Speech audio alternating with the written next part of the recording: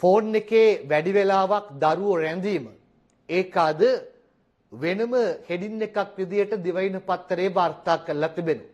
ගෙවල් දොරවල් වල ගොඩක් කතිකාවක් ඇති. ෆෝන් එකේ වැඩි වෙලාවක් දරුවෝ රැඳීම. දරුවන් ෆෝන් එකේ වැඩි වෙලාවක් රැඳෙන්නේ ඩෝපමින් ස්‍රාවය වීමට කල්ගත වන විටයි.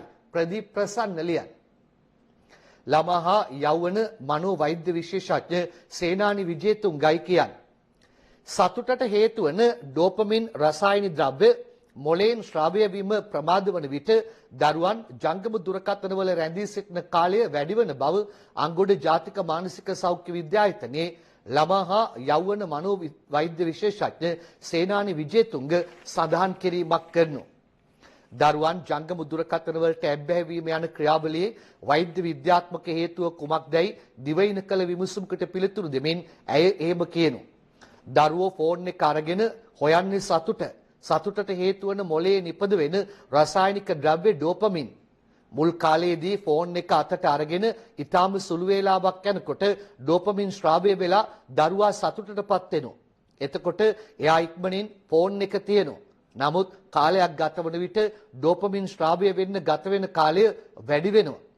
උදාහරණයක් විදියට මුල් කාලයේ පැය භාගෙන් ඩෝපමින් ස්‍රාවය වුණා නම් පසු කාලීනව ඒක ස්‍රාවය වෙන්න පැයක් විතර යනවා. එතකොට දරුවා පැයක් විතර යනකම් ෆෝන් එක පැත්තකින් තියන්නේ නේ.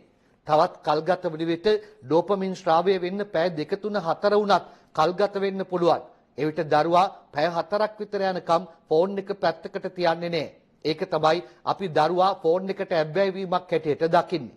මේ නිසා දරුවන්ට වැඩිපුර ෆෝන් පාවිච්චි කරන්න දෙන්න එපා. දෙනවා නම් දෙමාපියන් ඒක අධීක්ෂණය කරන්න. කාමරවල ඉඳන් දරුවන්ට ෆෝන් බලන්න දෙන්නම එපා. වීඩියෝ ගේම් වලට දරුවන්ට යොමු වෙන්න දෙන්නත් එපා කියලා සඳහන් කිරීමක් කළා තිබෙනවා. අම්මේ තාත්තේ ඇහුණා නේද? හැබැයි මේකට කටයුතු කරන්න ඕනි.